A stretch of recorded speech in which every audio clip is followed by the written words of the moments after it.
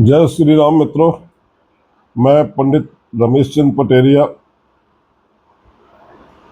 Astrologer एवं engineer, आपका अपनी यूट्यूब चैनल ग्रहचाल में हार्दिक स्वागत करता हूं। मित्रों, आप हमारे वीडियोस को बहुत प्रधानता दे रहे हैं और काफ़ी अच्छा रिस्पांस मिल रहा है। इसके लिए आप धन्यवाद के पात्र हैं और मैं आपसे आशा करता हूं कि भविष्य में आप इसी तरह से सहयोग प्रदान करते रहेंगे तो आपका मैं ज्ञानवर्धन कर सकूंगा। मित्रों, हमने आपको धन या पैसे से संबंधित कई वीडियो पूर्व में दिए हैं। मित्रों, धन एक ऐसी चीज है, एक ऐसी आवश्यकता है जो जीवन में सबको जरूरी है। रोजमर्रा के कामों में भी धन की आवश्यकता पड़ती है। पहले प्राचीन समय की बात अलग थी, जब जो है लोगों को धन की उतनी आवश्यकता नहीं होती थी। अपना देश जो है कृषि प्रधान देश था और हमारे पूर्वज जो हैं ज़्यादातर किसान हुआ करते थे और खेतों में काम करते थे, फसल उगाते थे, खेतों में ही सब्जियां और मसाले भी तैयार कर लेते थे। तो उनके काम जो है घर के गृहस्थी के चलते रहते थे। इसके अलावा खेतों में कपास पैदा करके वो उससे धागा भी बना लेते थे और कपड़े भी बुन लेते थे। यानी उनको ऐसी कोई आवश्यकता धन की नहीं रहती थी। पहले जो आपको सामग्री मकान बनाने के लिए, निर्माण के लिए ज़रूरत होती थी, वह भी उनको ज़्यादातर मिट्टी और लकड़ी या झाड़ झंकाड़ की ज़रूरत होती थी। उसको वो अपने खेतों से और जो है मिट्टी को निकाल करके और इस तरह से उनसे मकान भी तैयार कर लेते थे। बढ़िया छायादार मकान तैयार कर लेते थे। वो मकान बड़े ठंड में बढ़िया थोड़ा गर्माते थे और ठंडक में और गर्मी में बड़ी अच्छी ठंडक देते थे। और साधारण जीवन था लोगों का। जैसे मकान की का शुद्धिकरण करना है तो हमारी माता बहनें हफ्ते में, महीने में उसको जो है जो गाय का गोबर होता है इससे लिपती और पोतती थी।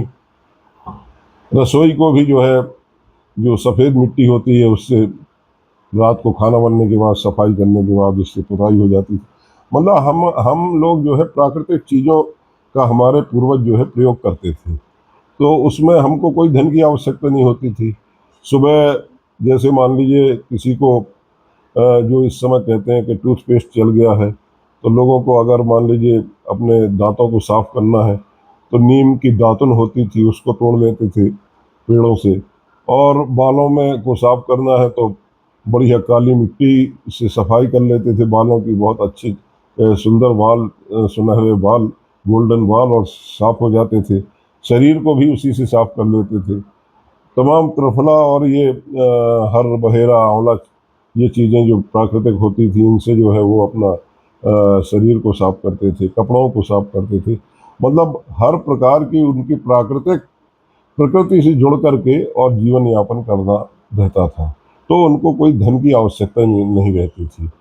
और चूंकि हर किसान के पास इतना अनाज का भंडार होता था कि अगर उसे ज़रूरत पड़ने पर किसी लड़की की शादी करना है, लड़के की शादी करना है या कोई ऐसा अवसर है, तो उस समय उनको कोई चीज़ जो है मार्केट में, एक तो वैसे जनरली गाय का शुद्ध घी एकत्रित कर लेते थे, घरों में गाय पालते थे, जानवर पालते थे, तो उससे घी वगैरह भी और दूध दही हर चीज़ की, किसी चीज़ की कमी नहीं रहती थी।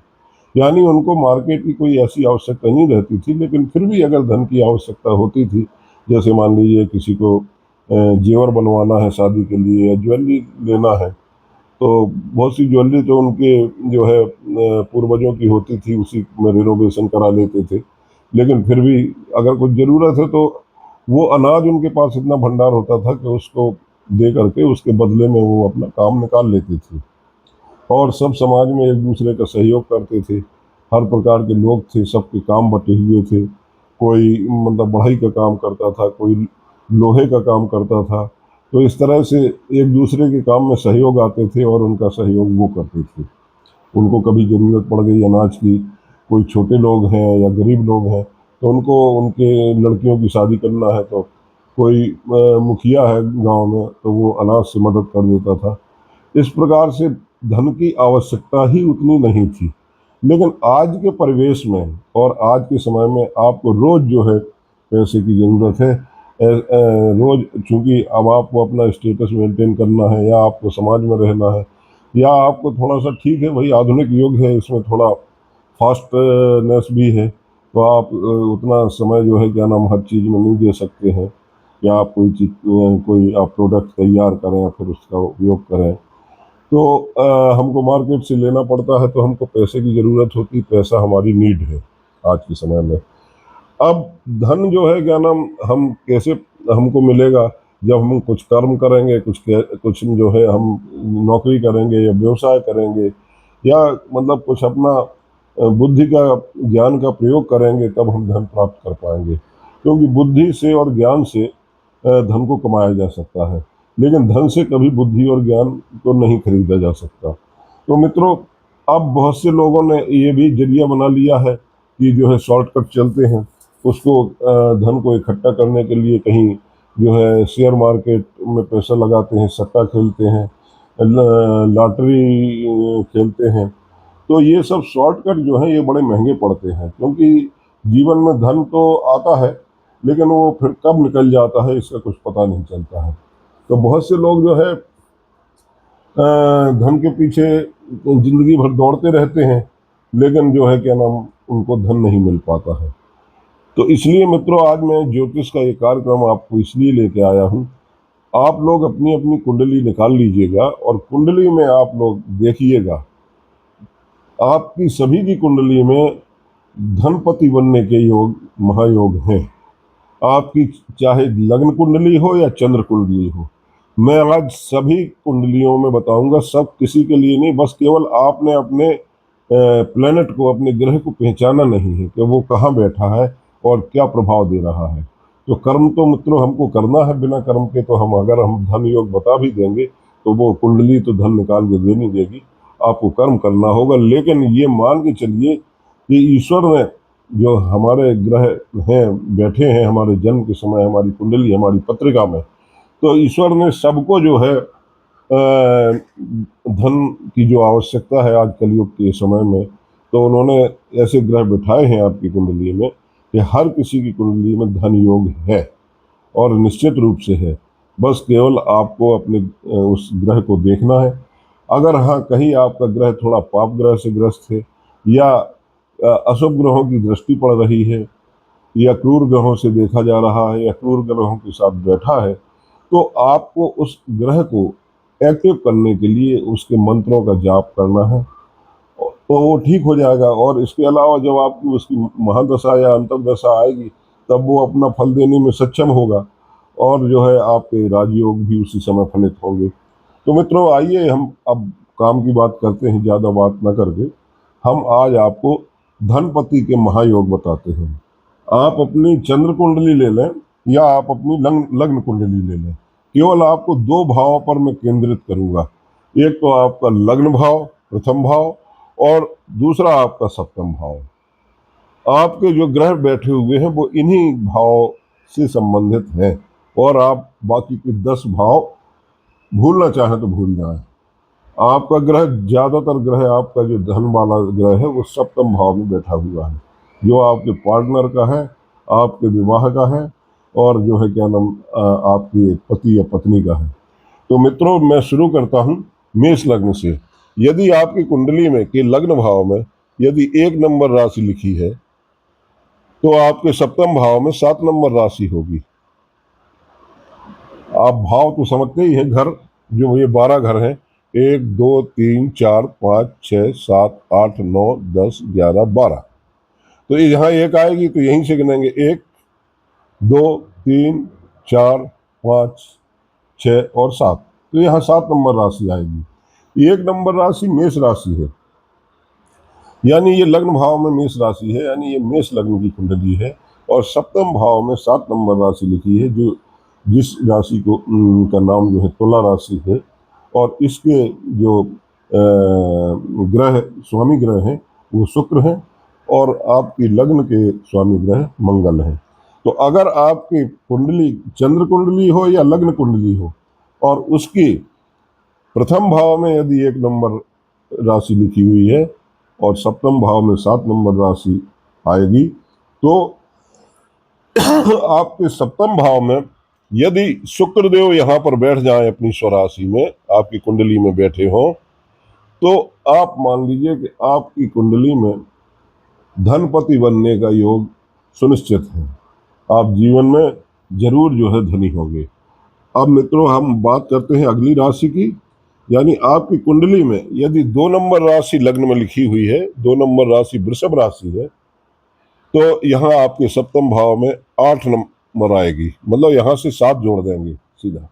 तो ये 2 नंबर राशि वृषभ राशि है। आपकी कुंडली चाहे चंद्र कुंडली हो या लग्न कुंडली हो, यदि वृषभ राशि की है तो, और अष्टम भाव में आपकी वृश्चिक राशि 8 नंबर राशि अगर लिखी हुई है, और आपकी कुंडली के अगर अब अष्टम भाव में बुध देव जो है बैठे हुए हैं, ग्रह बुध लिखे हुए हैं, तो आप जीवन में निश्चिंत हो जाइए, अपना कर्म करिए और फल की इच्छा नहीं करना है आपको। आपके जीवन में बेशुमार दौलत मिलेगी। मित्रों, हम आपको एक अगला योग इसके बाद बताते हैं। हम क्रमशः आपको मेष राशि से लेकर के और मीन राशि यानी 1 से लेकर 12 राशियों तक के सभी के योग बताएंगे। यदि आपकी कुंडली के लग्न भाव में 3 नंबर राशि लिखी है, तो यहाँ पर आपकी 9 नंबर राशि यानी धनु राशि आएगी। यानी आपकी कुंडली जो है वो मिथुन लग्न की है, चाहे चंद्र कुंडली हो या आपकी लग्न कुंडली हो। तो ऐसी स्थिति में यदि यहाँ पर चंद्र बैठ जाते हैं, यानी चंद्रमा यदि यहाँ विराजमान हो जाते हैं, सप्तम भाव में आपकी कुंडली में है, आप चेक कर लीजिएगा, तो आपके जीवन में धन वर्षा होगी। अब ये कब होगी, ये आपको देखना है कि जब उसकी चंद्रमा की महादशा या अंतरदशा आए, या आपकी जो इसमें राशि लिखी हुई है उस स्वामी की महादशा हो और जो ग्रह बैठा है उसकी अंतरदशा हो, उस समय आपको आपकी वो ग्रह एक्टिव होगा। एक्टिव मतलब वो उसमें आएगा, सकारात्मक हो जाएगा। यहाँ लग्न में यदि अब आपकी 4 नंबर राशि लिखी हुई है और आपके सप्तम भाव में 4, 5, 6, 7, 8, 4, 5, 6, 7, 8, 9, 10 नंबर राशि लिखी हुई है, 4 नंबर राशि कर्क राशि है और 10 नंबर राशि मकर है, और आपके अगर चतुर्थ भाव में यहाँ पर सूर्य अगर विराजमान हो, तो आपको सूर्यदेव बहुत धन देंगे। मित्रों, सप्तम भाव की चर्चा मैं इसलिए कर रहा हूं, ये योग सब सप्तम भाव में क्यों बन रहे हैं, क्योंकि सप्तम भाव आपके पार्टनर का है। तो ये भी आप मान के चलिएगा कि जब आपका विवाह होगा, तो विवाह के बाद आपके ये योग जरूर जो है जागेंगे, क्योंकि कहते हैं ना कि पत्नी जो है भाग्य लेके आई है। तो मित्रों, इसके बाद मैं आपको यहाँ पर यदि आपके लग्न भाव में 5 नंबर राशि लिखी हुई है, तो यहाँ पर आपकी 11 नंबर राशि आएगी, और आपकी जो है क्या नाम, यदि सप्तम भाव में यहाँ भी यदि अगर जो है आपके बुध बैठे हुए हैं, बुध देव यदि यहाँ विराजित हैं, तो आपको जीवन में अपार धन प्राप्त होगा। बस आपको तैयार रहना है, आपको कर्म अच्छा करना है, और जो भी आप कर्म कर रहे हैं, जैसा आप कर्म कर रहे हैं उससे आपको जरूर ज़्यादा मिलेगा। भाई, अगर किसी को मान लीजिए 50,000 रुपये मंथली अगर वो कमा रहा है, तो और ये धन योग बना है, तो जब इनकी दशा महादशा आएगी, वो इतना तो मान लीजिए कि डबल हो जाएगा। और आपकी अगर लग्न में 6 नंबर राशि लिखी है, यानी कन्या राशि लिखी है, और तो आपकी सप्तम भाव में 12 नंबर राशि आएगी। और अगर जो है क्या नाम, सप्तम भाव में यहाँ पर शुक्र बैठे हों, आपकी चंद्र कुंडली या लग्न कुंडली, दोनों कुंडली की बात कर रहा हूँ मैं, और हर किसी की कर रहा हूँ, तो अगर जो है ऐसी स्थिति है, तो आपके जीवन में धन वर्षा का योग बना हुआ है। मित्रों, अगर आपकी लग्न कुंडली में 7 नंबर राशि आपकी यदि यहाँ लिखी हुई है, यानी आपकी तुला लग्न की कुंडली है, और यहाँ आपकी 1 नंबर राशि लिखी हुई है सप्तम भाव में, यानी कि कहने का मतलब ये हुआ कि ये तुला राशि शुक्र की है, और ये 1 नंबर राशि इसके जो रूलर हैं, जो लॉर्ड हैं, रूलिंग लॉर्ड मतलब ग्रह स्वामी इसके 1 नंबर राशि के यानी मेष राशि के वो मंगल देव हैं। तो मंगल देव मित्रों यदि जो है क्या नाम आपकी कुंडली में अगर मंगल देव यहाँ बैठ जाए, लग्न में भी बैठ जाए, है ना, और मंगल देव यदि आपकी कुंडली में जो है अगर 6 नंबर घर में बैठ जाए, ये 6 नंबर घर है, ये आपका रोग ऋण और शत्रुओं का घर है, और मंगल देव बहुत ऊर्जावान ग्रह है, ग्रहों में सेनापति है, खाली बैठते नहीं है। यहाँ रोग ऋण और शत्रु 1 मिनट में झाड़ू लगा देंगे वो, और आपको धन वर्षा करेंगे, ऋण की जगह आप धनी होने लगेंगे। तो मित्रों, मंगल अगर आपके यहाँ बैठे हुए हैं, और या आपके मंगल सप्तम भाव में भी बैठे हों, और या आपके मंगल देव दशम भाव में बैठे हों जो कर्म का भाव है, तो आपके जीवन में मंगल ही मंगल होना है, और आपको जो है क्या नाम बेशुमार दौलत आपको प्राप्त होगी। बस आपको कर्म ईमानदारी से करना है, क्योंकि बहुत से लोग शॉर्टकट अपनाते हैं, वो शॉर्टकट ज़्यादा अच्छा नहीं होता है। इसके अलावा धन जो प्राप्त होता है उस धन का सदुपयोग भी करना आना चाहिए। अगर आपके पास अधिकता से धन है तो उसका दान करें, आप दान पुण्य करें, और आप गरीबों की मदद करें उससे, वरना आपका धन जो है कमाना न कमाना सब नाश हो जाएगा। आपकी कोई ऐसे संतान या मित्र या कोई ऐसे पैदा हो जाएंगे कि जो है आपको आपके धन का नाश कर देंगे। मित्रों, अगर आपकी कुंडली में यहाँ पर मैंने आपको बताया कि यदि आपकी कुंडली वृश्चिक लग्न की है और आपकी इस भाव में जो है क्या नाम 2 नंबर राशि लिखी हुई है यानी वृषभ राशि लिखी हुई है, यहाँ लग्न आपकी वृश्चिक लग्न है, 8 नंबर राशि लिखी हुई है, और आपकी कुंडली में मित्रों यदि जो है क्या नाम गुरु महाराज आपके लग्न में बैठ जाए, आपके पंचम भाव में बैठ जाए, आपके सप्तम भाव में गुरु बैठ जाए, मतलब आप 4 घर में, और आपके गुरु यदि नवम भाव में बैठ जाए, भाग्य भाव में बैठ जाए, तो आपको गुरु महाराज बृहस्पति वैसे भी ही धन के कारक हैं, और वो आपको बहुत अच्छा जीवन में धन और समृद्धि प्रदान करेंगे। मित्रों, आप अब जो है मैं आपको अगली राशि के बारे में बताने जा रहा हूँ, जो है मैं थोड़ा इसको डिलीट कर दूं। तो मित्रों, अगर आपकी कुंडली में लग्न में यदि 9 नंबर राशि लिखी है यानी धनु लग्न की कुंडली है आपकी, और आपके जो है इस भाव में जो कौन सी राशि आएगी, इस भाव में जो अगर आपकी राशि 9 नंबर लिखी हुई है तो 9 से आप गिनेंगे 9, 10, 11, 12, 1, 2, 3 यानी मिथुन राशि आएगी। और आपकी कुंडली में यदि शनि देव जो है क्या नाम आपके चौथे घर में बैठे हो, और आपके जो है क्या चौथे घर में हो, सप्तम भाव में हो, यहाँ शनि देव हो, और इवन शनि देव जो है क्या नाम आपके 11वें घर में लिखे हो, जो ये लाभ भाव है, इसको लाभ भाव बोलते हैं, ये मनोकामना का भी भाव है, यहाँ शनि बैठे हो। अब देखिए, यहाँ 9 नंबर राशि, यहाँ 10 नंबर राशि होगी, यहाँ 11 होगी, 12, ये आप अपने हिसाब से राशियों को कर लीजिए, और आप नोट करते चलिए किस किस भाव में मैं बता रहा हूँ। अगर उस भाव में ये आपके ग्रह बैठे हुए हैं और लग्न आपकी जो मैंने बताई वो है, तो आपको निश्चित रूप से जीवन में आपको धन की प्राप्ति होगी, यानी आपको धन की कमी नहीं होगी मित्रों, ये निश्चित है।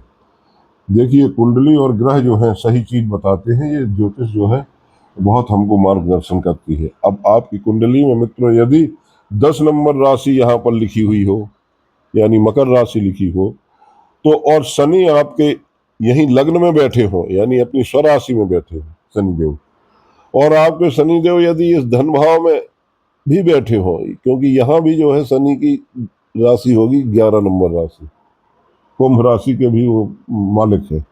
और शनि आपके यदि यहाँ बैठे हो, चतुर्थ भाव में हो, और शनि आपके सप्तम भाव में हो,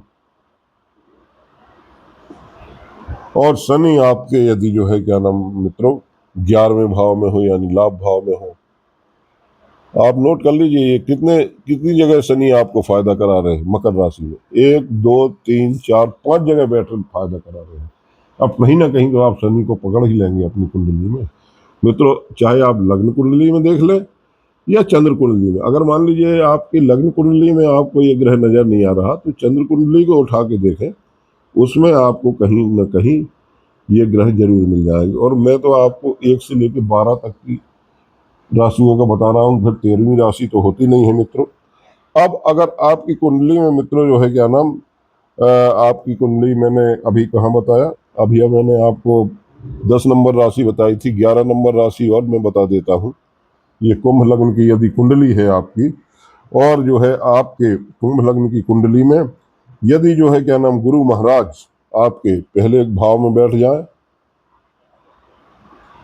पंचम भाव में बैठ जाए, सप्तम भाव में बैठ जाए गुरु महाराज, या नवम भाव में बैठ जाए, ये गुरु इनके कारक हैं। असल में आपको बता दें, पंचम भाव की संतान के कारक हैं, सप्तम भाव विवाह के कारक हैं, और आपकी जो है क्या नाम ये भाग्य के कारक हैं। और लग्न में अगर गुरु हो तो आपका भाग्य समझ लो चमक गया, आपको धन की कभी जीवन में कमी नहीं पड़ सकती है मित्रों। अब मैं आपको जो है क्या नाम अगली राशि के बारे में बताने जा रहा हूं। यदि आपकी कुंडली के लग्न भाव में 12 नंबर राशि लिखी है यानी मीन लग्न की आपकी कुंडली है, और जो है क्या नाम आपके कुंडली के जो है क्या नाम में यदि जो है गुरु आपके लग्न में यहाँ बैठे हो, नहीं यहाँ पर गुरु आपके नहीं, यहाँ आपके यदि मंगल आपके यहाँ बैठे हो, प्रथम भाव में मंगल बैठे हो, आपके जो है क्या नाम छठे भाव में मंगल बैठे हो, आपके सप्तम भाव में मंगल बैठे हो, या मित्रों आपके दसम भाव में मंगल बैठे हो, तो आपको जीवन में बहुतायत में धन प्राप्त होगा। इस बात का मित्रों ध्यान रखें।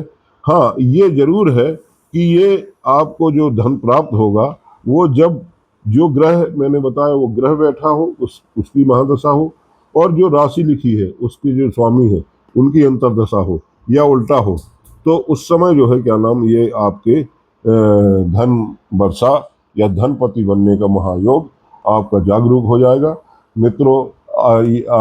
आज के लिए मैं इतना ही।